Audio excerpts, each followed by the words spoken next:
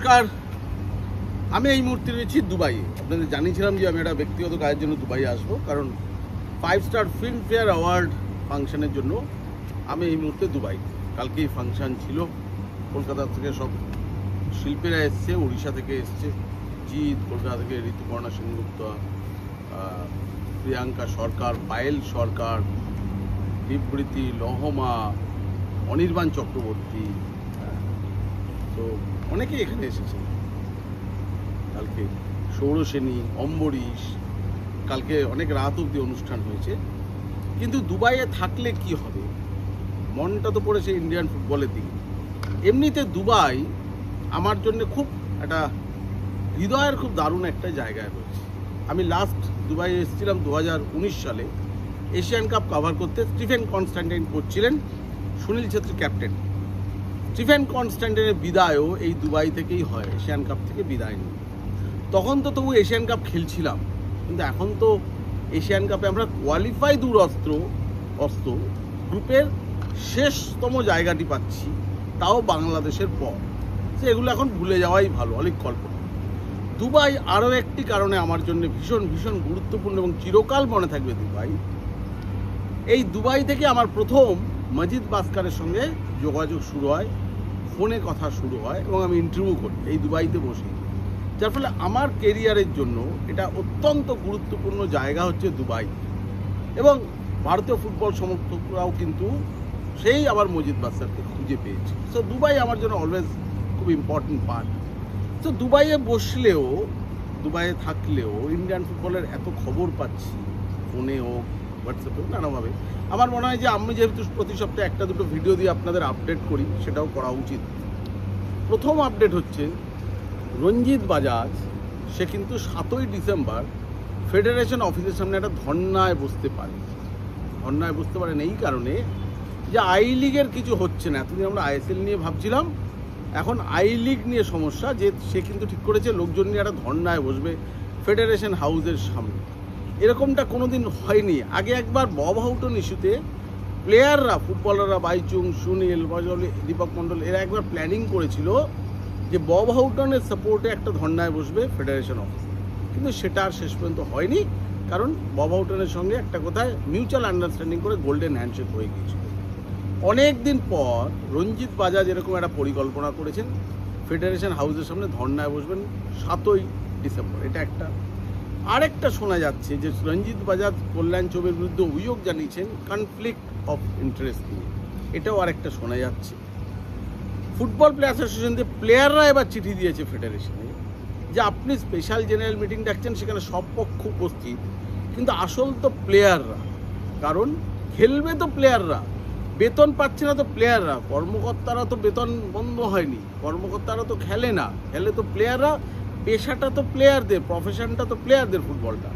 তাহলে প্লেয়ারদের কেন সমস্যা শোনার জন্য প্লেয়ার্স অ্যাসোসিয়েশনকে ডাকা হচ্ছে না?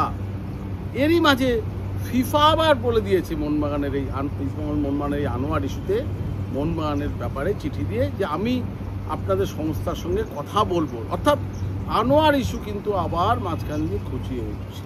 আর এটাতেই রঞ্জিত বাজাজ আবার কল্যাণ চৌবের উপর অভিযোগ আনছেন যে কনফ্লিক্ট অফ ইন্টারেস্ট, যে কল্যাণ চৌবের কেউ একজন মোহনবাগানে আছে যার জন্য কল্যাণ চৌবে কিছু করছে। সো নানা রকম সমস্যা ঘেটে হয়ে আছে ভারতীয় ফুটবল।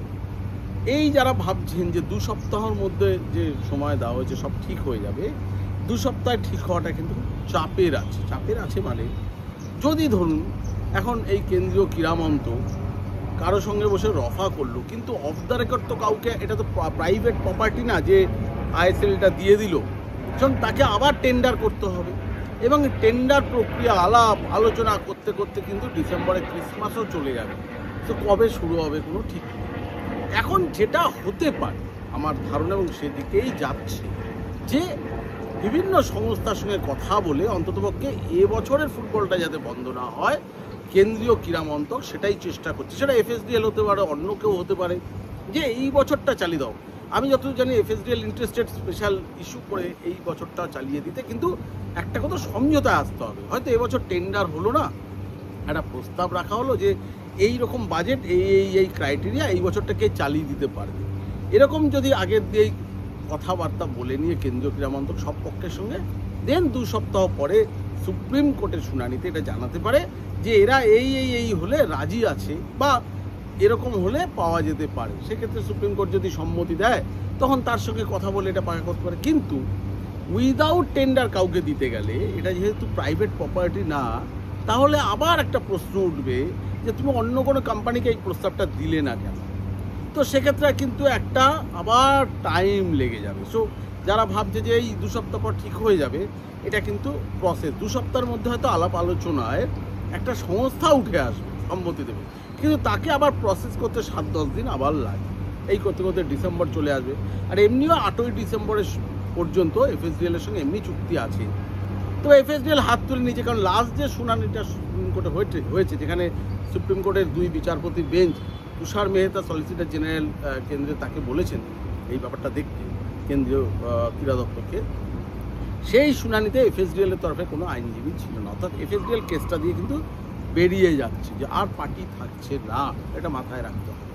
তো যেটা হতে পারে, এই বছরটা কোনো মতে একটা সবার সঙ্গে কথা বললে বলটা গড়িয়ে দেওয়া, তারপরে সেপ্টেম্বরে নতুন কমিটি আসবে, তারা সব ঠিক করবে তখন কিভাবে বিট করে। কারণ যারাই আসবে এটা 15 বছরের একটা চুক্তি দিতেই হবে, কারণ লং টার্ম না গেলে এটা তো মুশকিল। এবং এই লং টার্মটা চুক্তি কিভাবে হবে এই 2 সপ্তাহের মধ্যে ঠিক হওয়া just impossible, next to impossible.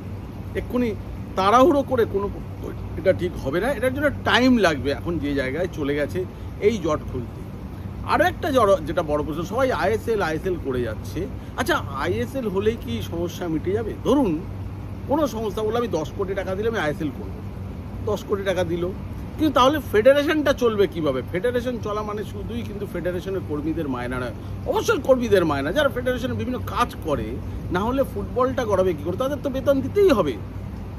Federation তো কোনো ফ্যাক্টরি না যে প্রোডাক্ট উৎপন্ন হয় সেটা বিক্রি করে হয়, ফুটবল দিয়ে হয়। তো ফুটবলটা বিপণন করে তো টাকাটা পেতে হবে।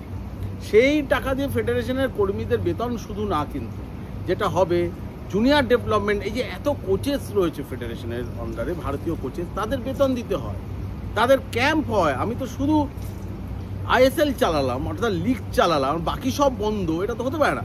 এটা একটা পিরামিড সিস্টেম। মাথায় বসে আছে আইএসএল, দেশের 1 নম্বর লিগ, তারপর I league 1, I league 2, Santosh trophy, junior development under BCCI,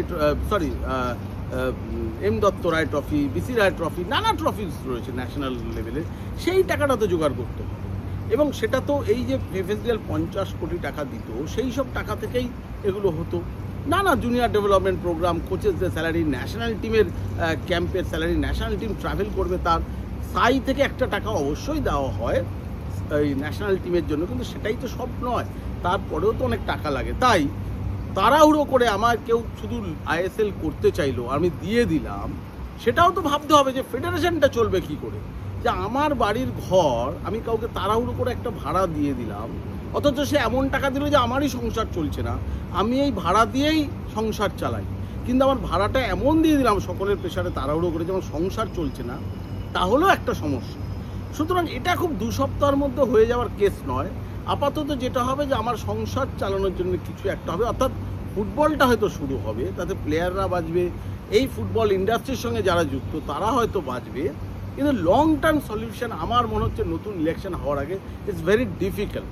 তো আমাদের এখন আপাতত নজর রাখার উপায় নেই। কিন্তু এই যে রঞ্জিত বাজাজ বলছে যে এখন ফেডারেশন দপ্তর ঘেরাও করবে, কল্যাণ চৌবের বিরুদ্ধে অভিযোগ আনছে কনফ্লিক্ট অফ ইন্টারেস্ট, যদিও ফিফা আবার আনোয়ার ইস্যুতে কথা বলবে ফেডারেশনের সঙ্গে। সব মিলে কিন্তু একটা ভালো খবর কিছু হচ্ছে না, একটা জটিলতায় রোজ তৈরি হচ্ছে। প্লেয়াররা একটা পার্টি হয়ে গেছে, কারণ নতুন কনস্টিটিউশন আছে কিন্তু যারা প্লেয়ার্স অ্যাসোসিয়েশনের রিপ্রেজেন্টেটিভ থাকবে, এগুলো মাথায় রাখতে হবে। তার মতো আবার রেফারি কমিটিতে আবার একটা ঝামেলা হয়ে গেছে, অন্য রেফারির এক কর্মী, আমি নাম বলছি না, একজনের বিরুদ্ধে আবার নানা অভিযোগ করে বসে আছে ফেডারেশনের যে রেফারিজ কমিটি।